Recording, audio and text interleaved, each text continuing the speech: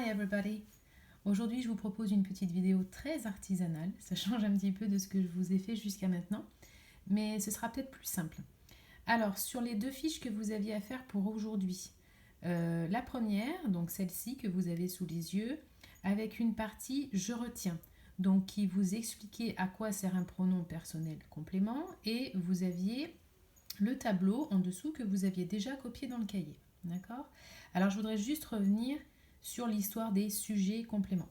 On regarde vite fait les exemples ici. I love Mary. I love her. On est d'accord que I est un pronom sujet. D'accord? C'est le sujet du verbe love. Mary, ici, est un complément. J'aime qui? J'aime Marie. Donc, c'est un complément. Et donc, on peut le remplacer par un pronom qu'on appellera un pronom complément. Pronom personnel complément, si vous préférez. Et Mary, c'est her. On peut le remplacer par her.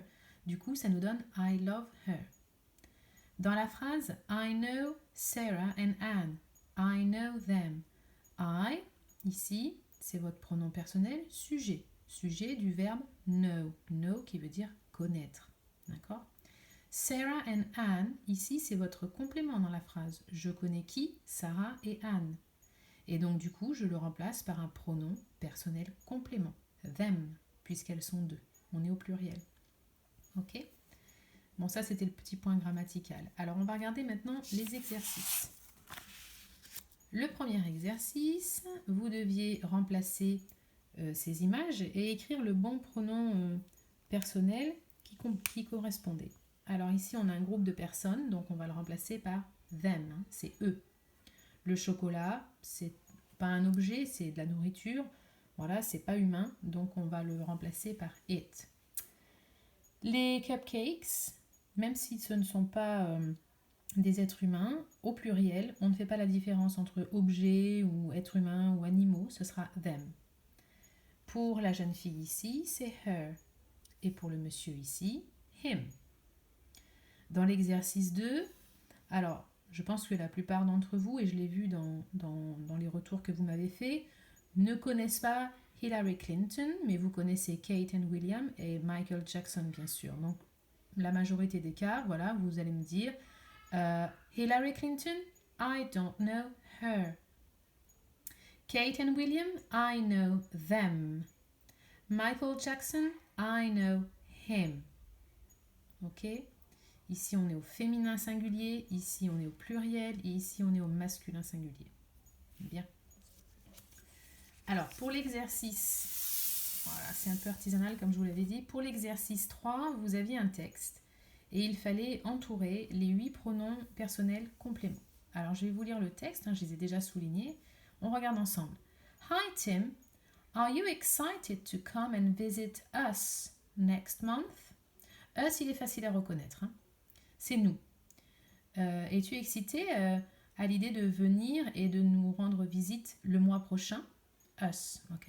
I can't wait to meet you. Tiens, I can't wait, c'était donné dans le vocabulaire. J'ai hâte. J'ai hâte de te rencontrer. I can't wait to meet you. Ok? My 2 sisters are excited too. You will love them. Them. Pour éviter de répéter my 2 sisters. They are so cool. Have you got any sisters? Do you get along with them?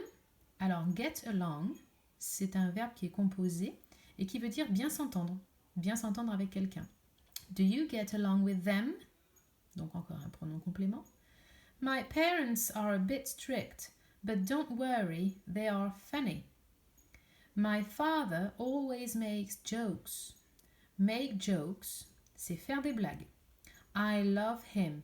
Him ici remplace my father. My mother often takes us to the cinema and to the museum. Donc ma mère nous emmène souvent au cinéma et au musée. Us à nouveau ici qui est répété encore une fois pour dire nous. Are your parents cool or strict? What do you do with them? See you soon, James. Ok, donc ici on avait them. Est-ce que tes parents sont cool ou bien sévères? Qu'est-ce que tu fais avec eux? What do you do with them? Et see you soon, expression que vous connaissez depuis le début de l'année. eh bien voilà, c'est à bientôt, je te vois bientôt. D'accord? Ok, dans les deux exercices suivants, il fallait cocher ou du moins entourer la bonne réponse. Louis, I don't know him. Ok, c'est un garçon, donc him. Listen to this music. I hate it. Hein, this music, cette musique, bah, c'est pas un être humain, donc on le remplace par it. My friends and I, attention, c'est mes amis et moi. My friends and I are going to the shopping center. Do you want to join us? Est-ce que tu veux te joindre à nous? Hein, ou est-ce que tu veux nous rejoindre? Do you want to join us? Number 4, I love you. Do you love him? You, me. Bon là, logiquement, c'est me. Je t'aime, est-ce que tu m'aimes? I love you. Do you love me? Ok.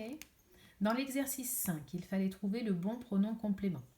I love John. Pour éviter de répéter John, je dirais I love him. I get along with blablabla Nathan and Luke. Alors, get along veut dire s'entendre avec. Get along with, s'entendre avec, ou bien s'entendre avec. Et je remplace Nathan et Luke par them. I don't know blablabla your sister. Your sister, ta sœur. Ok, je ne la connais pas. I don't know her. Do you like blablabla this book? This book, c'est un objet, donc c'est forcément it. Do you like it?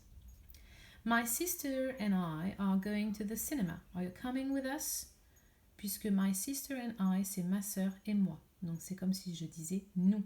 Est-ce que tu viens avec nous? Ma sœur et moi allons au cinéma. Are you coming with us? Est-ce que tu viens avec nous? Ok. Voilà pour les deux fiches.